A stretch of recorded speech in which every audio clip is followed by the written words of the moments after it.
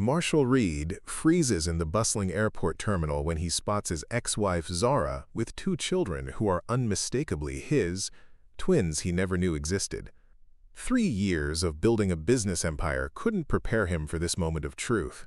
What begins with shock might end with the family he never knew he needed. Before we jump back in, tell us where you're tuning in from, and if this story touches you, make sure you're subscribed, because tomorrow, I've saved something extra special for you.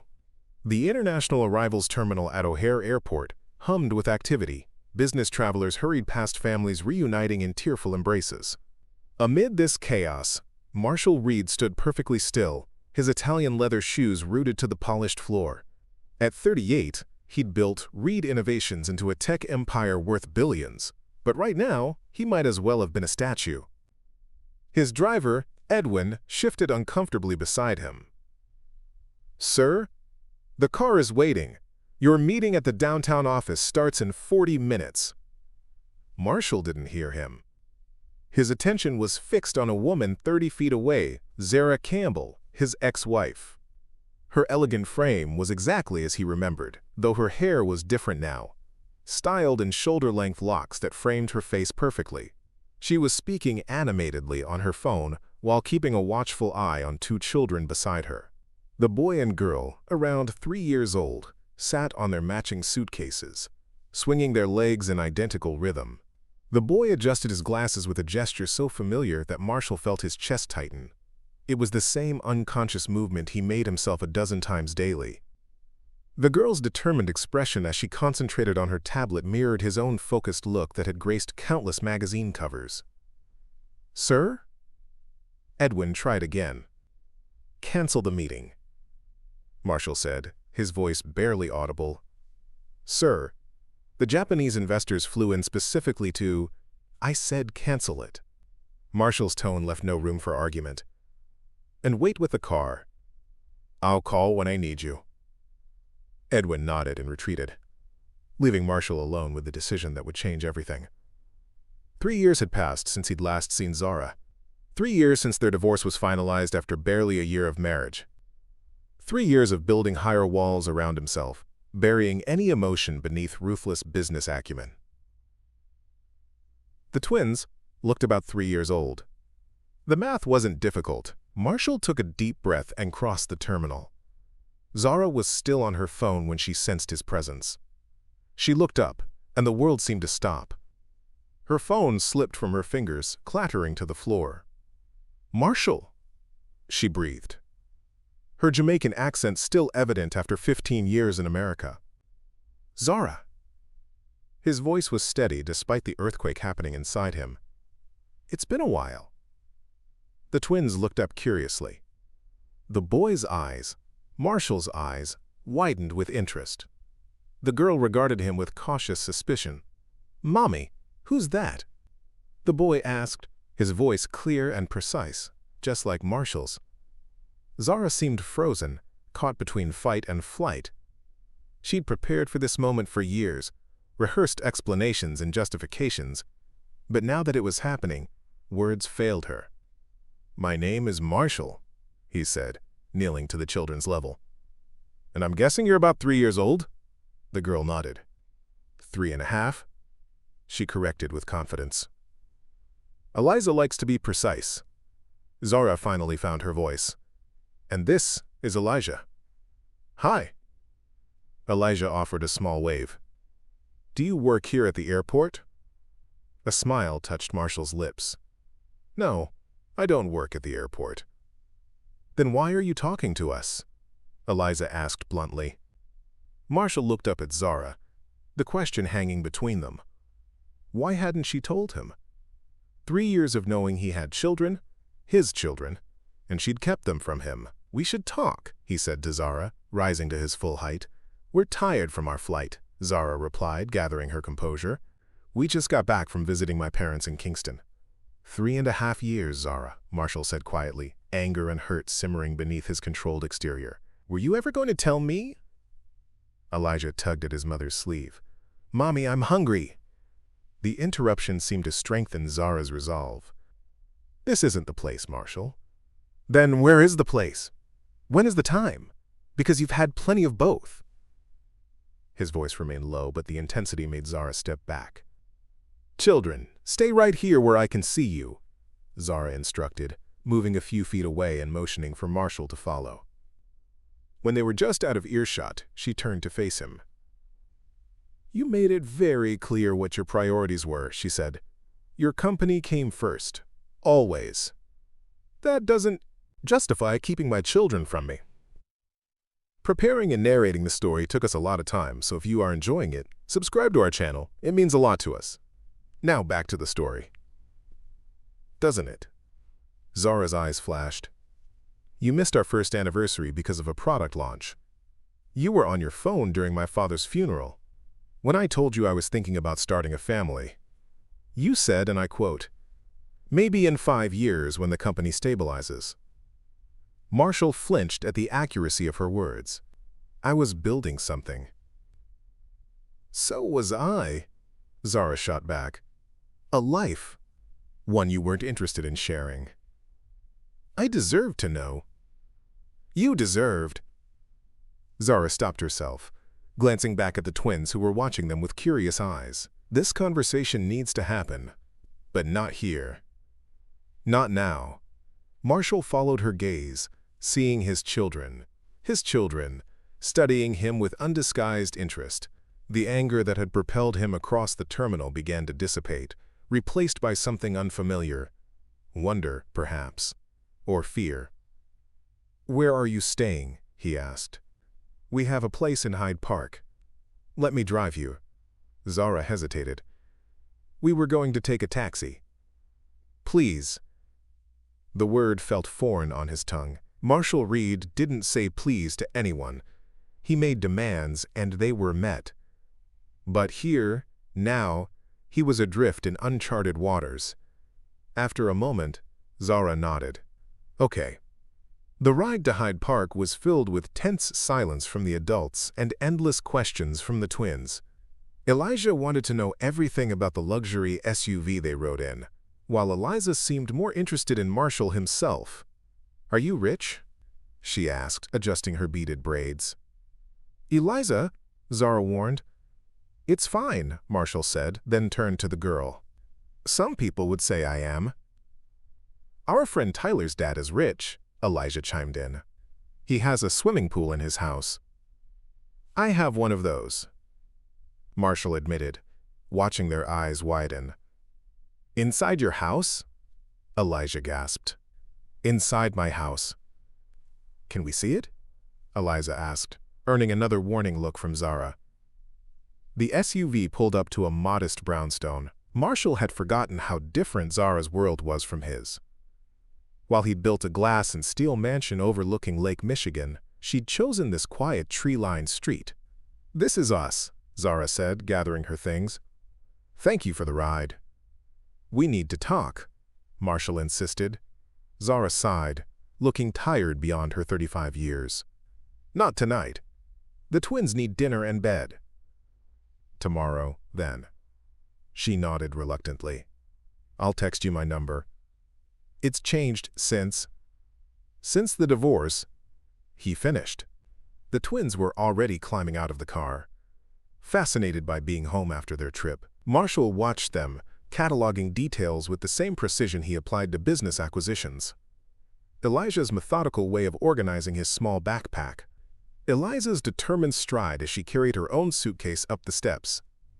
"Goodbye, Marshall," Eliza called over her shoulder. "Bye, Mr. Marshall," Elijah added politely. They disappeared into the brownstone, leaving Marshall sitting in the SUV feeling as though something essential had been torn from him. Again. "Where to, sir?" Edwin asked from the driver's seat. Marshall stared at the closed door, his mind racing through calculations and scenarios like the business strategist he was. 3.5 years. Conceived during their marriage, born after their divorce. His children had been walking the earth without him even knowing they existed. "Sir?" Edwin prompted again. "The office." Marshall finally said. If he couldn't think clearly about this situation, he could at least lose himself in work. Work had always been his refuge. The gleaming headquarters of Reed Innovations dominated the Chicago skyline, a testament to Marshall's vision and drive. Employees scattered as he stalked through the open concept office toward his private elevator. No one dared approach him when he wore that expression, the one that had earned him the nickname The Machine in business circles. His executive assistant, Delia, was the only person brave enough to step into his path. "The Japanese investors were very disappointed," she said, falling into step beside him. "Reschedule for tomorrow. They're leaving tonight. Then next time they're in the country." Delia sighed but made a note. After 5 years working for Marshall, she knew better than to push. "Your brother called. Twice." Marshall stepped into his private elevator. "Tell Cameron I'll call him tomorrow. He said it was important. Something about your father." The elevator doors closed before Marshall had to respond. His father. Carter Reed had been a constant disappointment. A dreamer who squandered opportunities and left his family struggling. The opposite of everything Marshall had become. His office occupied the entire top floor of the building, with floor-to-ceiling windows offering a panoramic view of Chicago. Marshall walked straight to the bar and poured himself 2 fingers of bourbon, downing it in one swallow before pouring another. Children. He had children. The thought hit him with fresh impact. He sank into his desk chair, swiveling to face the city lights beginning to twinkle as dusk settled. Had Zara truly believed he wouldn't want them? Or had she wanted to punish him for prioritizing his company over their marriage? Marshall pulled out his phone, scrolling to the text message Zara had sent during the drive. Her new number stared back at him, a tenuous connection to the family he never knew he had. His thumb hovered over the call button, but he couldn't bring himself to press it. What would he even say? Instead, he did what he always did when emotions threatened to overwhelm him. He worked. For hours, he buried himself in contracts and proposals, financial projections, and marketing strategies. But unlike every other night when work provided escape, tonight his mind kept returning to 2 small faces with his eyes looking back at him. Around midnight, his phone rang. Cameron. His younger brother never respected normal business hours. "What?" Marshall answered. "Well, hello to you too, sunshine." Cameron's voice was artificially bright, masking the tension underneath. "Did you get my messages? Delia mentioned you called. Something about Dad?" "Yeah, something like that." Cameron paused. "He's in the hospital. Heart attack." Marshall's fingers tightened around his bourbon glass. "Is he? He's alive. Barely. Doctors say the next 48 hours are critical." A complicated tangle of emotions knotted in Marshall's chest. His father had been absent for most of his childhood, choosing alcohol and get-rich-quick schemes over his family. Marshall had essentially raised Cameron while their mother worked double shifts to keep food on the table. "Which hospital?" he asked, his voice betraying nothing. "Chicago Memorial. I'm here now." Cameron sounded exhausted. "He's been asking for you." "I'm busy." "Marshall, he might not make it through the night." The words should have affected him, but Marshall had built his walls too high, too thick. "Text me if anything changes." He ended the call before Cameron could respond, tossing his phone onto the desk with more force than necessary. The universe had a twisted sense of humor. In one day, he'd gained 2 children and might lose a father he'd never really had. Marshall walked to the window, staring out at the city he'd conquered. From this height, the people below looked like ants, scurrying about their insignificant lives. He'd spent years rising above it all, building a fortress where nothing could touch him. But today, in an airport terminal, reality had crashed through his defenses. Sleep was impossible, so Marshall did what he hadn't done in years. He left his office and drove himself through the quiet streets of Chicago to the lakefront. The city skyline reflected on the dark water, a mirror image of achievement and isolation. He parked and walked along the shore, remembering how Zara had loved the lake. She'd grown up near the ocean in Jamaica and said Lake Michigan was the closest thing to home she'd found in Chicago. They'd had their first date here, a simple walk that turned into hours of conversation. Zara had been different from the women he usually dated. An architectural historian working on her PhD, she'd been unimpressed by his wealth and accomplishments. Buildings are just structures until they tell a story. She'd told him, "What's your story, Marshall Reed?" He hadn't known how to answer then. His story had been simple. Poor boy overcomes obstacles, builds empire, conquers world. But Zara had seen through the narrative to the emptiness beneath. She'd challenged him, fascinated him, eventually loved him, until his single-minded ambition had driven her away. And now there were children. Elijah with his curious eyes, Eliza with her straightforward questions. His children. The eastern sky was beginning to lighten when Marshall returned to his car. He had 2 stops to make before his day officially began. Chicago Memorial Hospital was quiet at 5:30 a.m. Marshall found his brother slumped in an uncomfortable chair outside the ICU, dark circles under his eyes. Cameron straightened when he saw Marshall. "You came." "I'm here," Marshall corrected. "How is he?" "Holding on. They're letting one person in at a time for 5 minutes each hour." Marshall nodded toward the ICU doors. "Is it time?" "Just about." Cameron studied his brother's face. "You look like hell." "Long night." "Join the club." Cameron ran a hand through his disheveled hair. "Listen, I know you and Dad have your issues." "This isn't about that," Marshall cut him off. "I'm here because you asked." A nurse appeared at the ICU entrance. "Family of Carter Reed? You can have a brief visit now." Cameron stood. "You go. He's been asking for you." Marshall followed the nurse through the antiseptic corridors to a private room where machines beeped in rhythm with his father's failing heart. Carter Reed had once been a tall, imposing man. Now he looked small and frail, tubes and wires connecting him to the equipment keeping him alive. 5 minutes, the nurse reminded him before stepping out. Marshall approached the bed slowly. His father's eyes were closed, his breathing shallow. For a moment, Marshall thought he might be asleep, but then Carter's eyes fluttered open, focusing with effort. "Marshall," he whispered, his voice barely audible. "You came," Cameron called. Carter lifted a trembling hand, reaching for his son. Marshall hesitated before stepping closer, allowing his father to grasp his sleeve. "I need to tell you." Carter struggled for breath. "I'm sorry."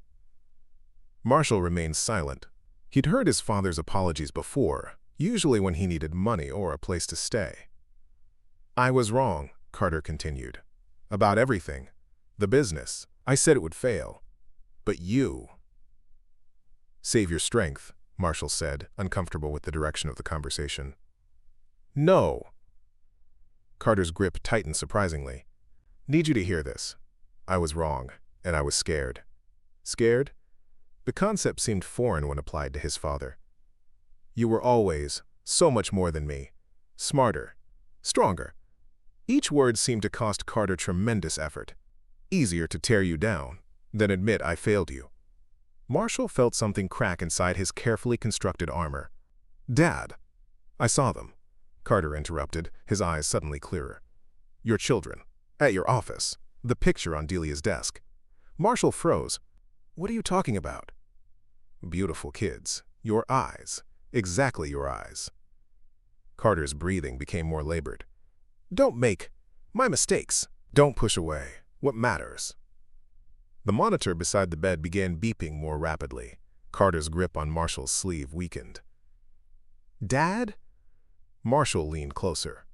"Find them," Carter whispered. "Not too late. For you."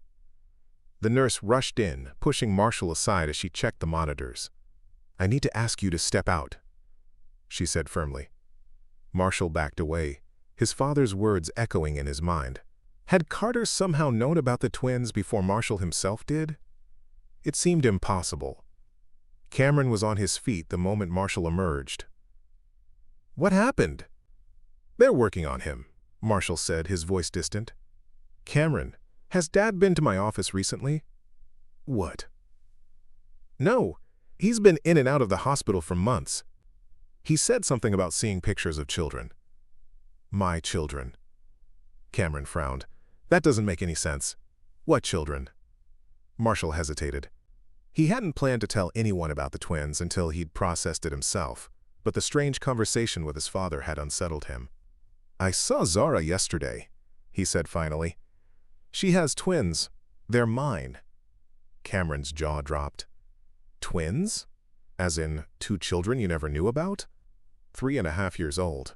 "Holy shit!" Cameron collapsed back into his chair. "Why wouldn't she tell you?" because I was exactly the kind of father our dad was, Marshall said, the realization hitting him with brutal clarity. Absent, self-absorbed, putting everything else first. Before Cameron could respond, Marshall's phone rang. Zara's new number flashed on the screen. "I need to take this," he said, stepping away from his brother. "Marshall?" "It's Zara." Her voice sounded strained. "I think we need to talk sooner rather than later. The twins are asking questions about you." Marshall glanced at his watch. 6:15 a.m. "I'm at the hospital. My father had a heart attack." "Oh." Zara paused. "I'm sorry to hear that. I can come by after I leave here." "Actually," Zara hesitated, "the twins have school orientation today at 9. Maybe you could meet us for lunch afterward? There's a cafe near their school. Pepper's on 53rd? "I know it," Marshall said. "Noon?" "Yes. And Marshall? I owe you an explanation. A real one." After ending the call, Marshall returned to find Cameron speaking with a doctor outside the ICU. The grim expression on both their faces told him everything he needed to know. "He's stabilized for now," the doctor was saying, "but I need to be clear about the prognosis. Your father's heart is very weak. Each episode causes more damage." "What are his chances?" Marshall asked. The doctor met his gaze directly. "Without a transplant, months at best, and given his age and condition, he's not a candidate for transplant." Cameron's shoulders slumped. "So we just wait for the next heart attack to kill him?" "We'll make him comfortable, manage his symptoms," the doctor offered. "I'm sorry I don't have better news." After the doctor left, the brothers stood in silence, processing the information. "You should go home, get some rest," Marshall finally said. "I'll stay for a while." Cameron looked surprised. "You sure? I know you two aren't exactly close." "He's still our father." "Yeah." Cameron squeezed Marshall's shoulder. "Call me if anything changes." Left alone in the waiting room, Marshall found himself at a crossroads. His carefully ordered life had been upended in less than 24 hours. A father dying, children he never knew existed, and somewhere in between, a successful company that suddenly seemed less important than it had yesterday. He pulled out his phone and called Delia.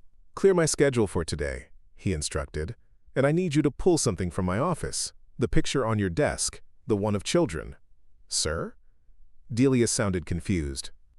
"I don't have any pictures of children on my desk." Marshall frowned. "My father mentioned seeing pictures of my children at the office." "On your desk."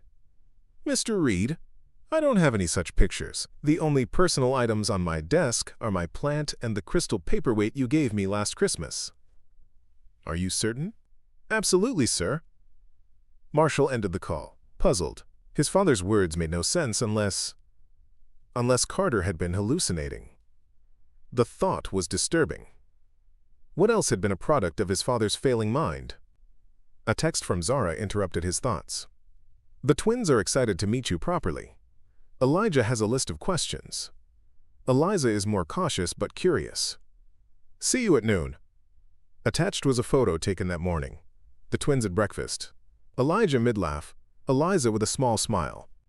Marshall studied their faces, seeing himself in their features, their expressions, even the way they held themselves. Something his father said echoed in his mind. "Don't make my mistakes. Don't push away what matters." For once, Carter Reed might have offered his son valuable advice. Marshall saved the photo as his phone's background, a reminder of what truly mattered, what he hadn't even known he was missing until yesterday. Pepper's Cafe bustled with the lunch crowd when Marshall arrived. He spotted Zara and the twins at a corner table near the window. Elijah was arranging sugar packets into neat rows while Eliza colored intently in a book.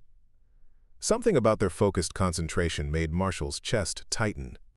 He'd spent the morning at the hospital until his father stabilized enough to be moved out of the ICU. Now, walking toward his children, the words still felt foreign in his mind. Marshall felt more nervous than he had before any business deal. Elijah saw him first. "Mr. Marshall is here," he announced, waving enthusiastically. Zara looked up, her expression guarded but not unwelcoming. "You made it."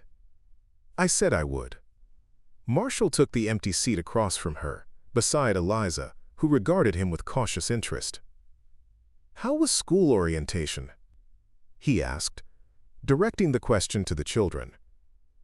"I got assigned to Miss Peterson's class," Elijah said proudly. "She has a class pet turtle named Shelley." "I'm in Mr. Washington's class," Eliza added. "He lets kids read whatever books they want during quiet time." Marshall nodded, absorbing these details about his children's lives. "That sounds great." A waitress approached, taking their orders: grilled cheese for Elijah, chicken fingers for Eliza, salads for the adults. When she left, an awkward silence fell over the table.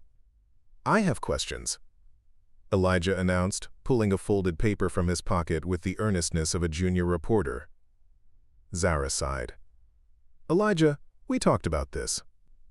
One question at a time, remember?" "It's okay," Marshall said, surprised to find he meant it. "What do you want to know?" Elijah consulted his list. "Do you have pets?" "No," Marshall admitted. "I travel too much for work." "Where do you live?" "In a house on the lake, north of the city." "Is it big?" "Fairly big, yes." "Like a castle?" Marshall smiled despite himself. "Not quite a castle, but it has a lot of rooms." "Do you have a favorite color?" "Blue? Mine too!" Elijah exclaimed, his excitement palpable. Eliza had remained silent, watching the exchange with careful eyes. Finally, she spoke. "Are you our dad?" The directness of the question made both adults freeze. Zara recovered first. "Eliza?" She began carefully. "You look like us," Eliza continued, undeterred. "You have hospital photos, first birthday, playing in a park, and letters from Zara to Dad keeping him updated on his grandchildren." The world seemed to tilt beneath Marshall's feet. "Dad knew. Apparently he's been in contact with Zara since before they were born. There are birthday cards, Christmas presents he bought them.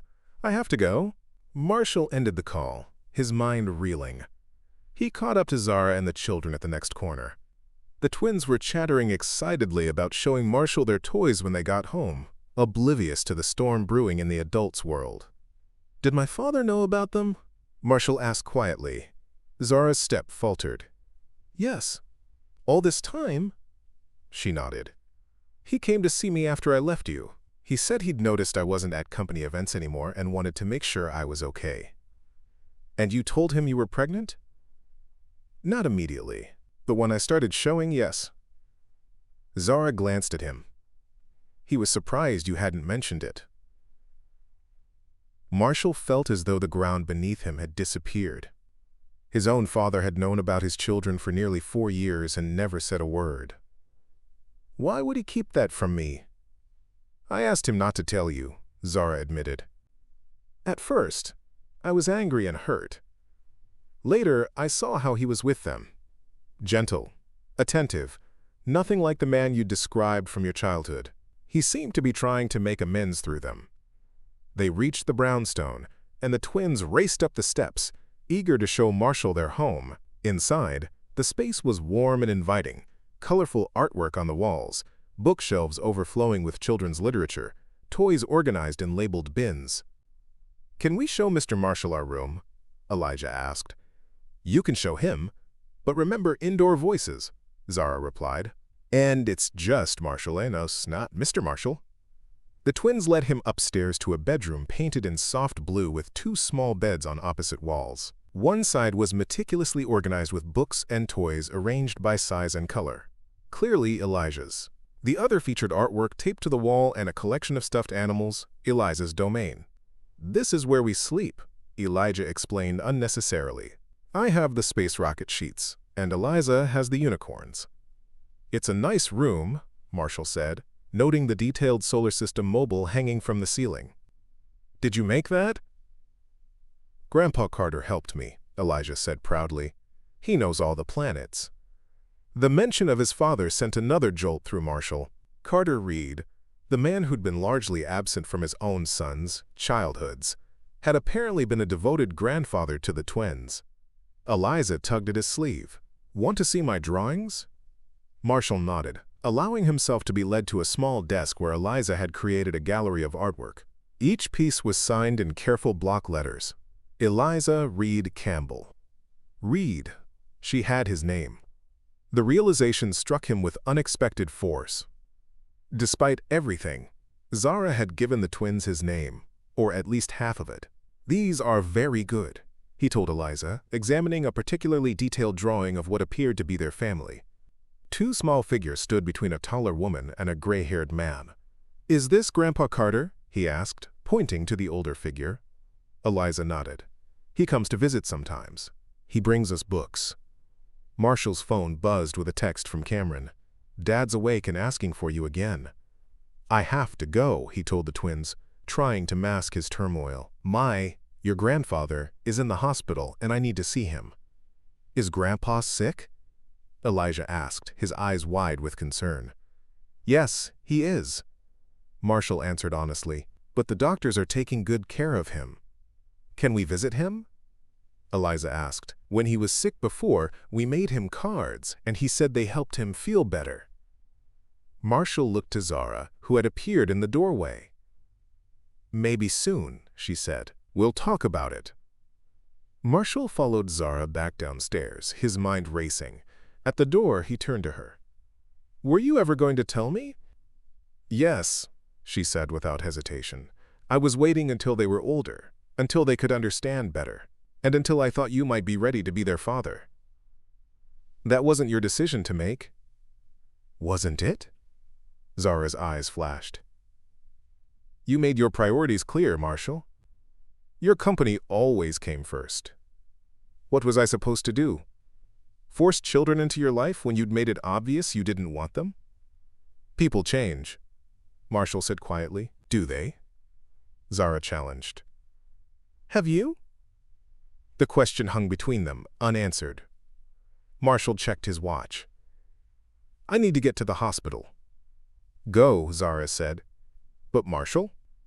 If you're going to be in their lives now, it can't be halfway. They deserve better than that.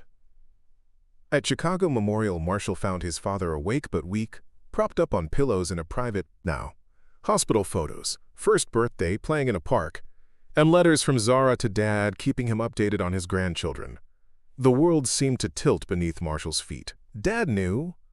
Apparently he's been in contact with Zara since before they were born. There are birthday cards, Christmas presents he bought them. I have to go. Marshall ended the call, his mind reeling. He caught up to Zara and the children at the next corner. The twins were chattering excitedly about showing Marshall their toys when they got home, oblivious to the storm brewing in the adults' world. Did my father know about them? Marshall asked quietly. Zara's step faltered. Yes. All this time? She nodded. He came to see me after I left you. He said he'd noticed I wasn't at company events anymore and wanted to make sure I was okay. And you told him you were pregnant? Not immediately, but when I started showing, yes. Zara glanced at him. He was surprised you hadn't mentioned it. Marshall felt as though the ground beneath him had disappeared. His own father had known about his children for nearly 4 years and never said a word. Why would he keep that from me? I asked him not to tell you, Zara admitted. At first, I was angry and hurt. Later, I saw how he was with them. Gentle, attentive, nothing like the man you described from your childhood. He seemed to be trying to make amends through them.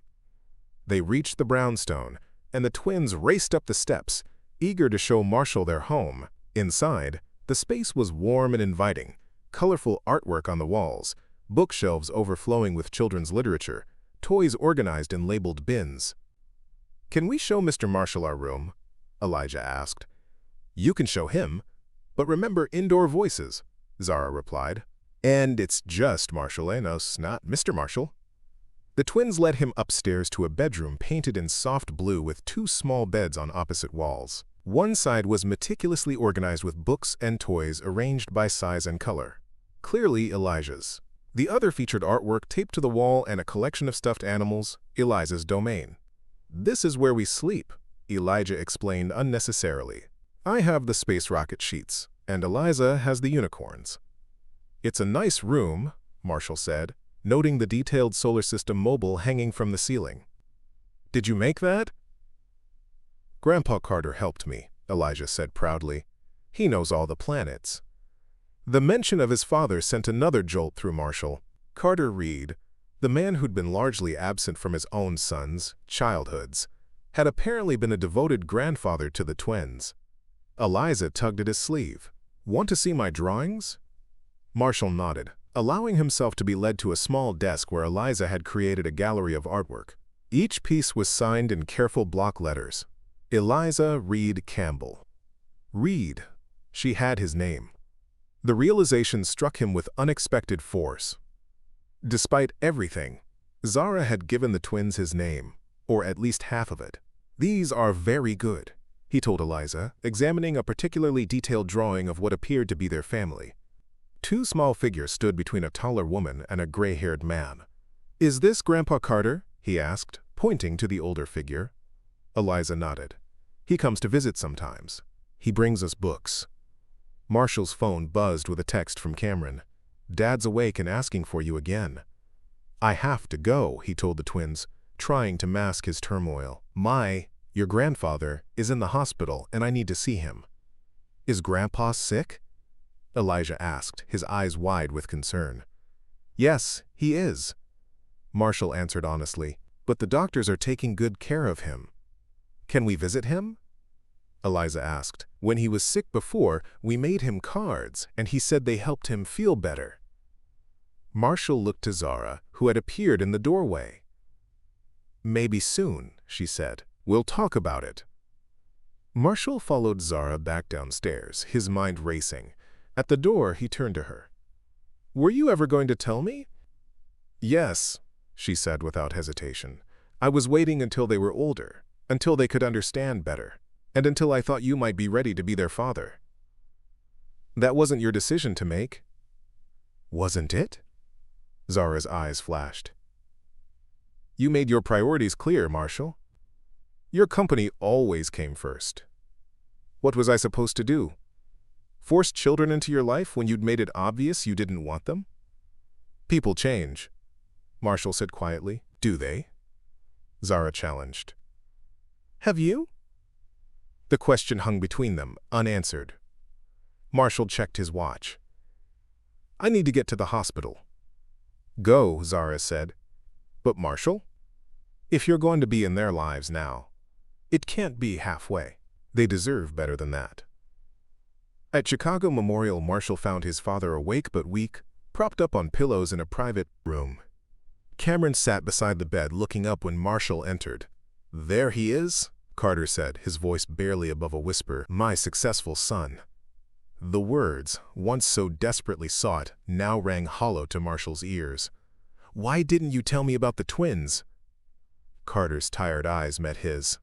Ah, you know now. Answer the question. Their mother asked me not to, Carter said simply. And for once in my life, I respected someone else's wishes. They're my children. Yes, they are. Carter's gaze was steady, despite his frailty. Beautiful, smart children who deserved better than a father who wouldn't make time for them. The accusation stung, partly because Marshall knew it was true. 3 years ago, he wouldn't have made time. His priorities had been clear. The company first, everything else a distant second. You had no right to keep this from me, Marshall said, his voice tight. Maybe not, Carter agreed. But I finally got the chance to be the grandfather I never was as a father. Can you blame me for taking it? Marshall turned away, struggling to contain his anger. I'm going to get some air. He left the hospital, walking without direction until he found himself at the lake again. The water stretched before him, vast and unchanging, while his life seemed to shift beneath his feet like quicksand. His phone rang. Delia, his assistant. Sir, the board is asking about the Japanese investors. They're threatening to pull out of the deal entirely. Marshall had forgotten about the meeting he'd canceled yesterday. Once, that would have sent him rushing back to the office, ready to work through the night to salvage the situation. Now he found himself saying, "Let them." Sir? Delia sounded alarmed. If they want to work with us, they'll reschedule. If not, we'll find other investors. But sir, this deal has been in the works for months, and it will still be there tomorrow, Marshall said firmly. Handle it, Delia. That's what I pay you for. He ended the call and continued walking, letting the enormity of the past 24 hours wash over him. He had children, bright, curious, beautiful children who bore his name and his features. And he had a father who, for all his fault, had somehow found redemption in being the grandfather he'd never been as a dad. By the time Marshall returned to the hospital, evening had fallen. He found Cameron dozing in the chair beside their father's bed. Carter was awake, staring out the window at the city lights. "I thought you'd left for good," Carter said as Marshall entered. "I considered it." Marshall took the seat on the opposite side of the bed. "Tell me about them." "The twins." A smile transformed Carter's haggard face. "Elijah is just like you were at that age. Always building things, always wanting to know how things work. But he's more open with his feelings than you ever were. And Eliza, that girl has an old soul. Watches everything, misses nothing. Fierce, like her mother. You've spent time with them. As much as Zara would allow. Weekend visits mostly. I read to them, take them to the park. Simple things. Things you never did with me and Cameron." Marshall couldn't keep the bitterness from his voice. Carter nodded, accepting the accusation. "I was a terrible father. Selfish, unreliable, always chasing the next big thing instead of appreciating what I had." He reached for Marshall's hand.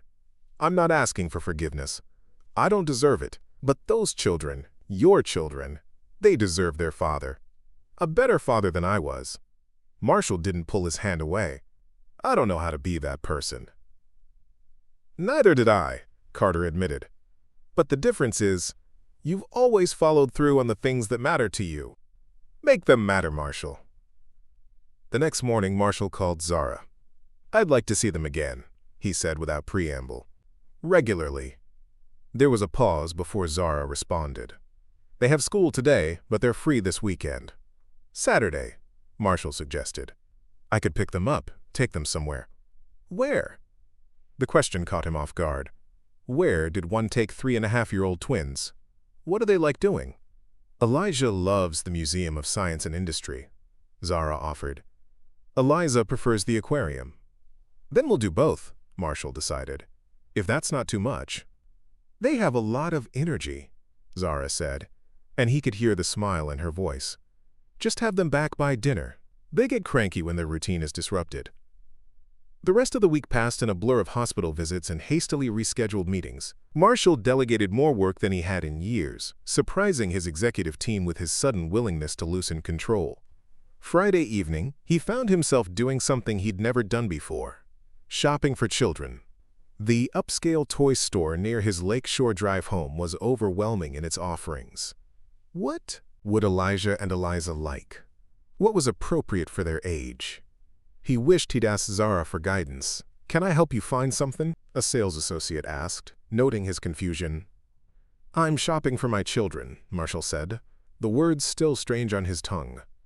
"Twins, 3.5 years old." The associate smiled. "First time shopping for them? Is it that obvious? Most parents with twins their age have a very specific list," she laughed. "Are you looking for something special or just browsing?" Marshall considered the question. Something they can build together. And books. Good books. With the associate's help, he selected a deluxe building set with colorful magnetic pieces and a stack of award-winning picture books. As he paid for the purchases, he realized he was genuinely excited about seeing the twins' reactions to the gifts. Saturday morning arrived with perfect autumn weather. Marshall arrived at Zara's brownstone precisely at 9 a.m. as agreed. The twins were waiting on the front steps, Elijah bouncing with excitement, Eliza more reserved but clearly interested. "We're ready," Elijah announced as Marshall approached. "Mom packed us snacks and water bottles and extra clothes in case we get messy." Zara appeared in the doorway, holding a small backpack. "Just a few essentials," she explained, handing it to Marshall. Elijah sometimes gets overwhelmed in crowded places. If he starts breathing fast or covering his ears, he needs a quiet space for a few minutes. And Eliza is allergic to peanuts. It's in there on a medical card, just in case. The information landed on Marshall like weights. How much didn't he know about his own children? What other vital details had he missed in their 3.5 years of life? I've programmed my number as a favorite in your phone, Zara continued. Call if you need anything, anytime. Marshall nodded, suddenly nervous. We'll be fine. I know you will, Zara said, and her confidence steadied him. The day was a whirlwind of discovery. Not just for the twins, who marveled at the exhibits in both museums, but for Marshall, who saw the world anew through their eyes. Elijah's excitement over the massive model train exhibit, Eliza's fascination with the beluga whales. Each reaction revealed another facet of their personalities. At lunch in the aquarium cafe, Marshall watched as Elijah meticulously sorted his French fries by size before eating them. You did that too, came a voice behind him. Marshall turned to find Zara standing there, a soft smile on her face. What are you doing here? He asked, surprised. I was worried, she admitted, sliding into the empty seat beside him.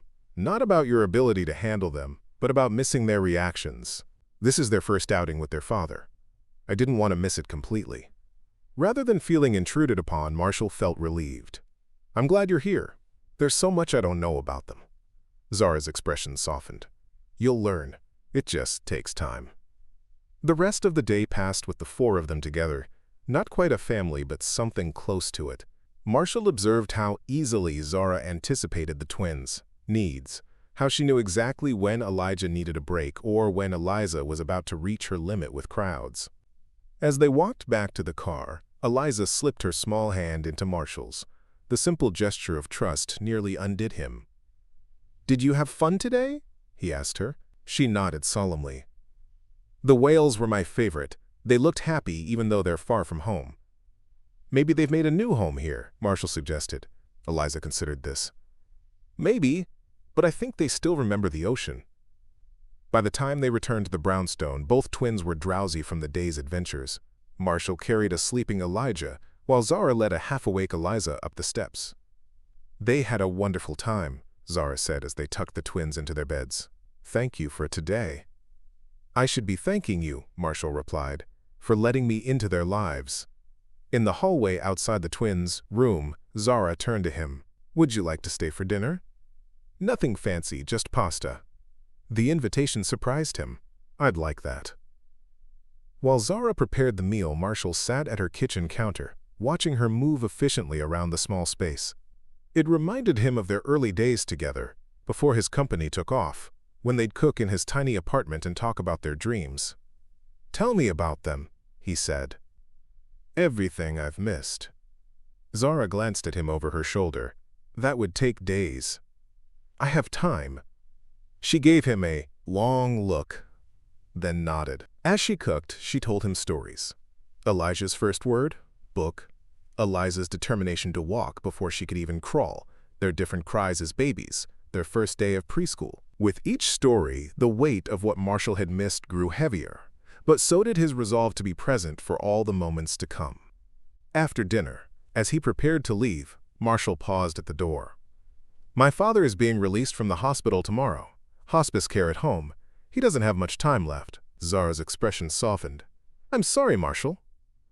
He asked to see the twins. Marshall hesitated. I know it's a lot to ask, but of course they can see him, Zara interrupted. They love their grandfather. Even after everything he did? Everything he wasn't to me and Cameron? Zara stepped closer. People can change, Marshall. Your father did. He found something in those children that he couldn't find anywhere else. Purpose, maybe. Redemption, certainly. And you think I can change too? I think you already have, she said quietly. The Marshall Reed I was married to wouldn't have spent an entire Saturday at children's museums. He wouldn't have noticed that Elijah sorts his food, or that Eliza talks to the fish. That Marshall would have been checking his phone every 2 minutes, counting the hours until he could get back to work. Her words struck home. He hadn't checked his phone once today, hadn't thought about the office or the Japanese investors or the quarterly projections. I want to be in their lives, he said. Completely. I believe you, Zara replied.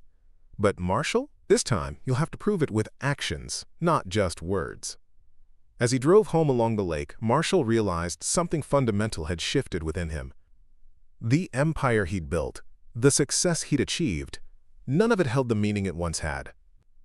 Two small children with his eyes and his mannerisms had rearranged his priorities completely in the span of a week.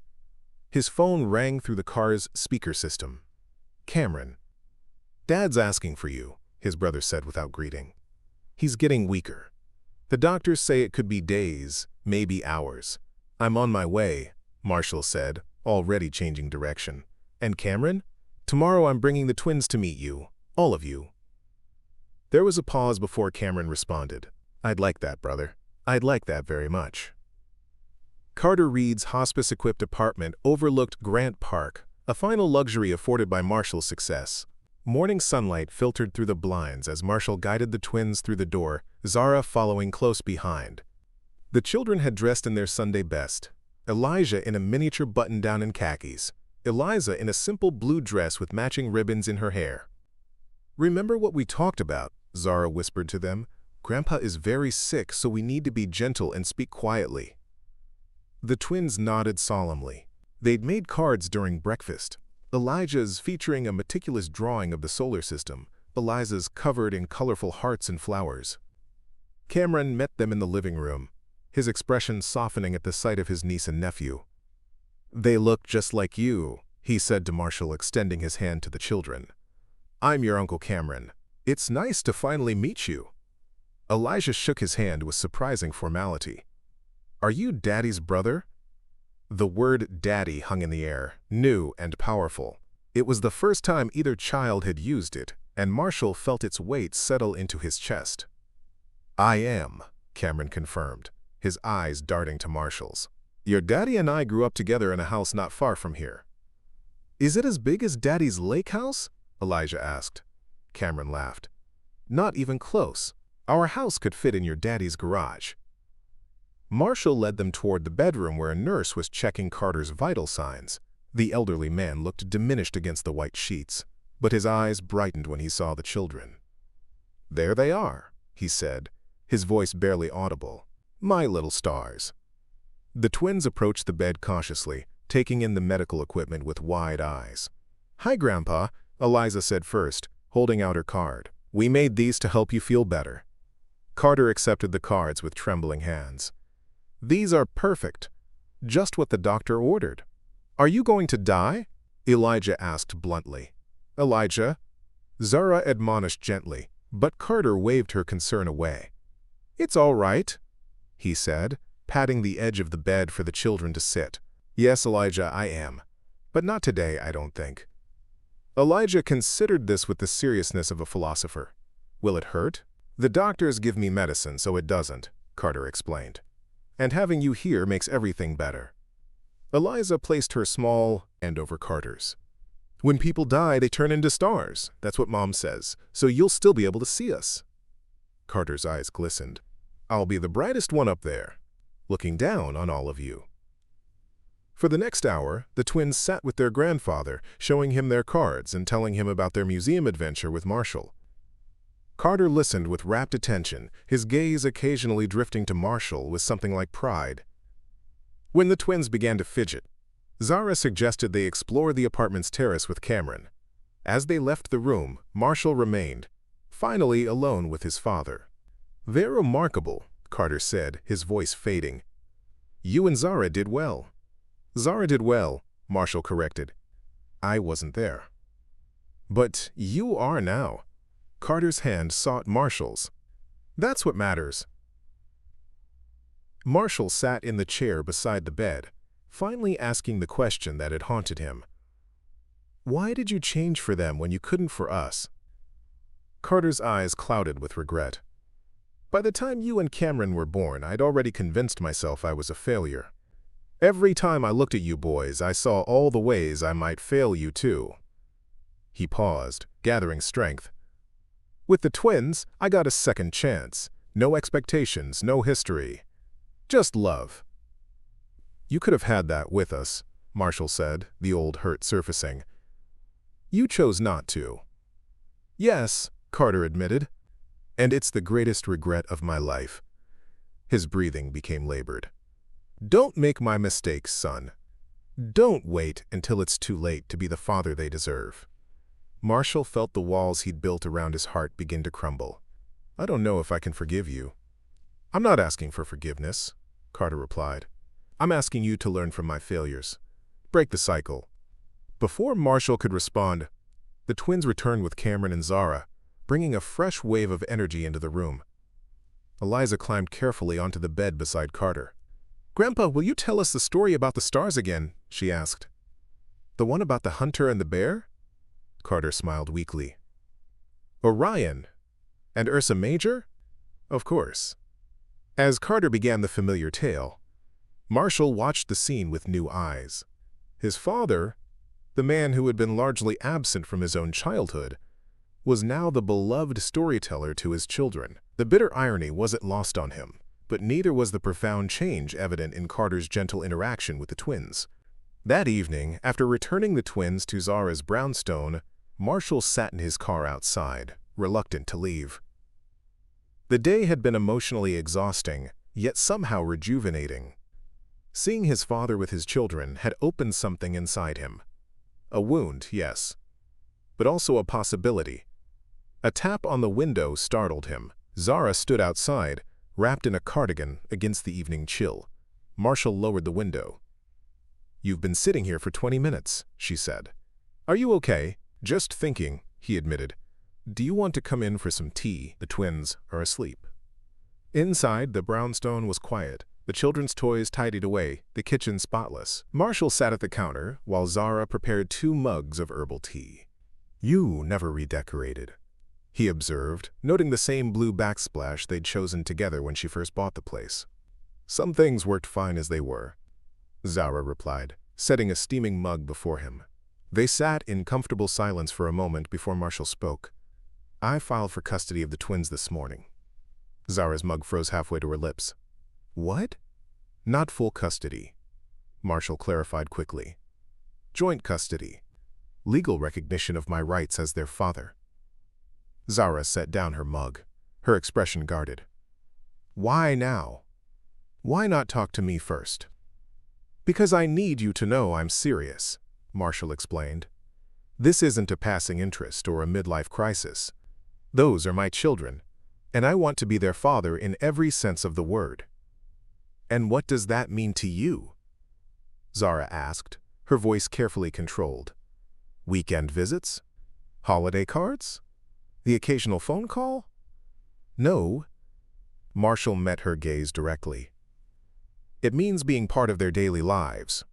School drop-offs and doctor appointments, homework help and bedtime stories. All of it. That's a significant change from the man who couldn't make time for dinner with his wife, let alone children." The accusation stung, but Marshall couldn't deny its truth. "I'm not that man anymore." "Aren't you?" Zara challenged. "Your company still exists. Your responsibilities haven't changed. What happens the next time there's a crisis at work or an important deal on the line?"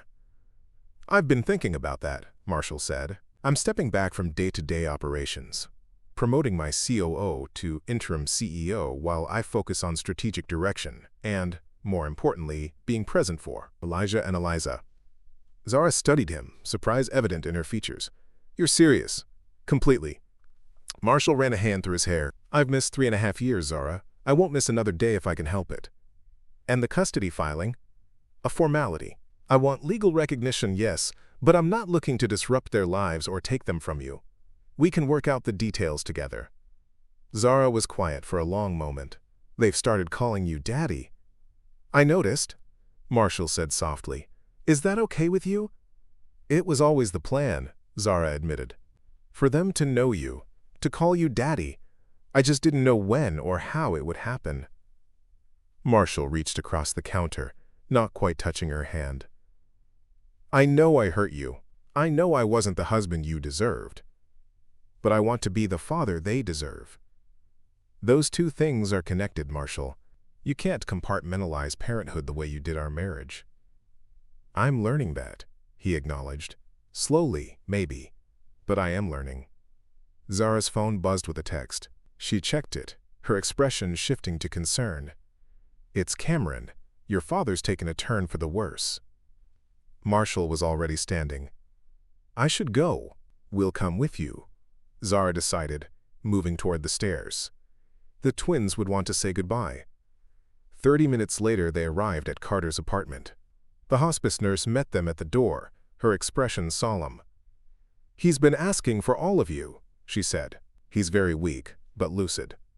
The twins, still in their pajamas beneath hastily donned coats, held tightly to Zara's hands. "Remember, we need to be very quiet and gentle," she reminded them. In the dimly lit bedroom, Carter lay propped against pillows, his breathing labored. Cameron sat beside him, holding his hand. He looked up as they entered, relief washing over his exhausted face. "Good, you're here," he said. "All of you."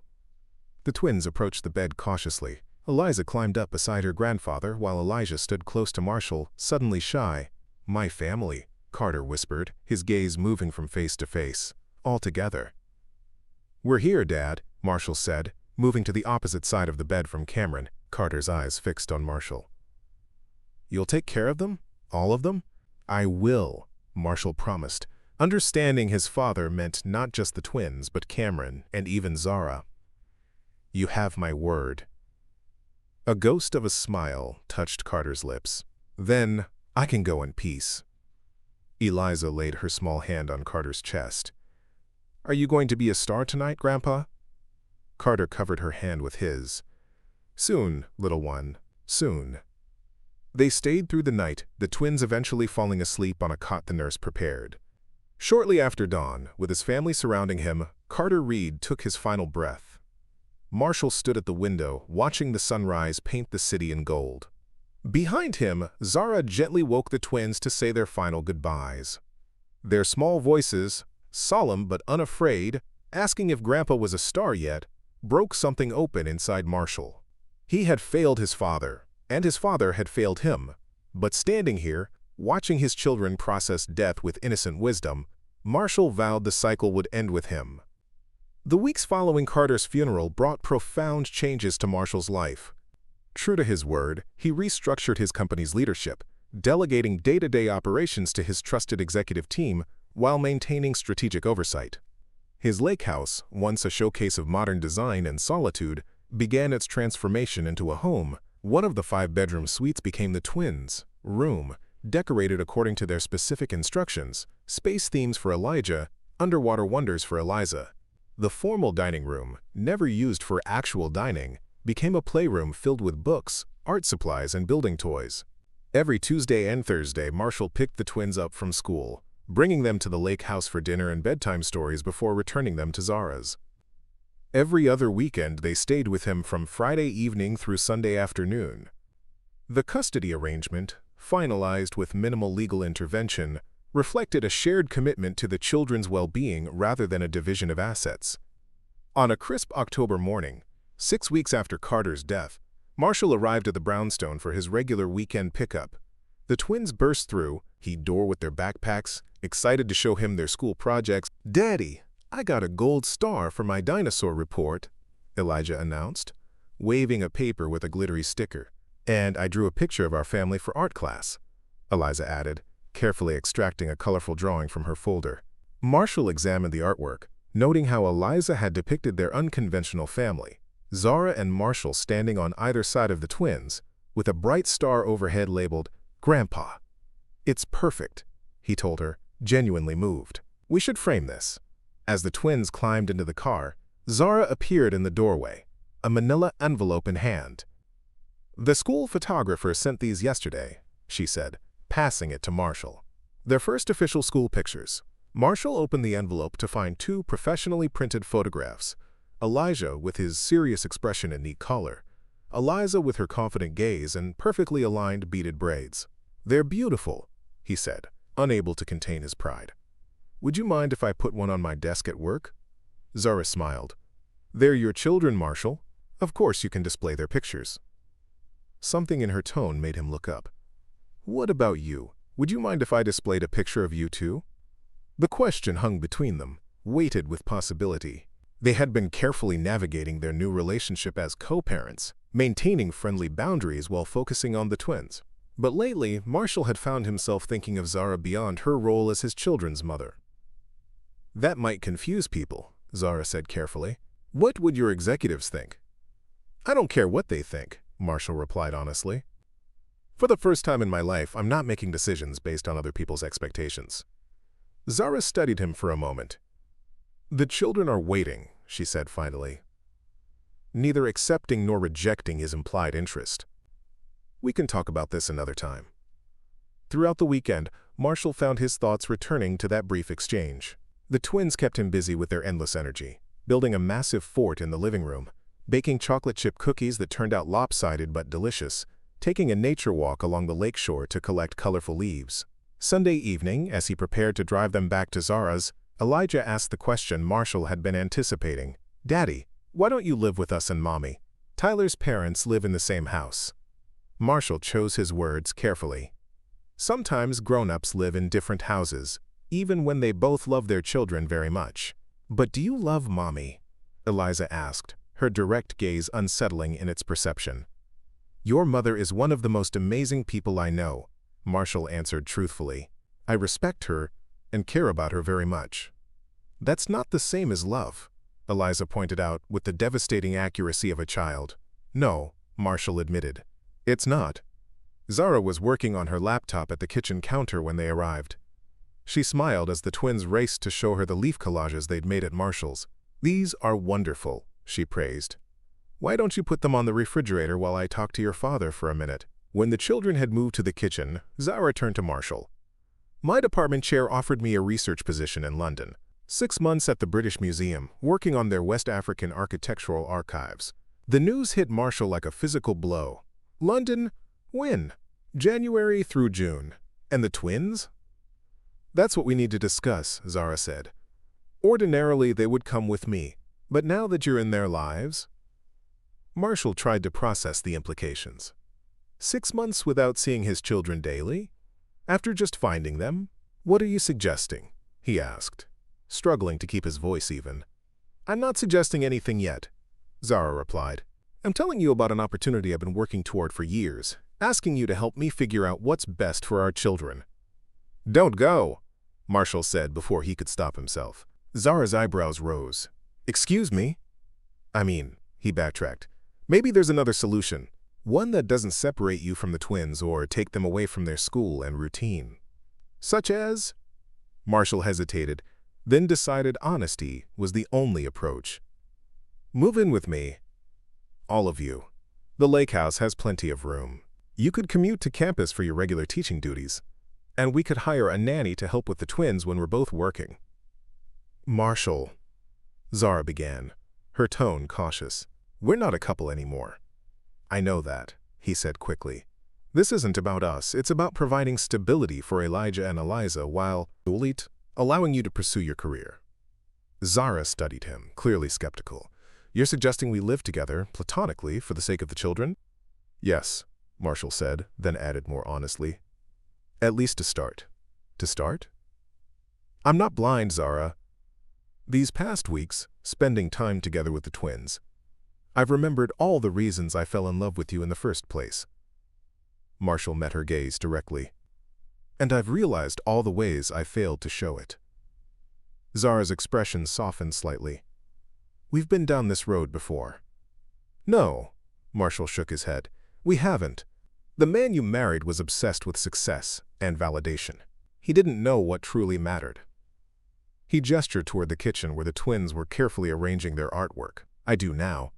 People don't change overnight, Marshall." "It wasn't overnight," he countered. "It was 3.5 years of building an empire that meant nothing when I saw my children for the first time. It was watching my father die with regrets I don't want to share. It was realizing that legacy isn't about buildings with your name on them. It's about the people who carry your heart forward." Zara was quiet for a long moment.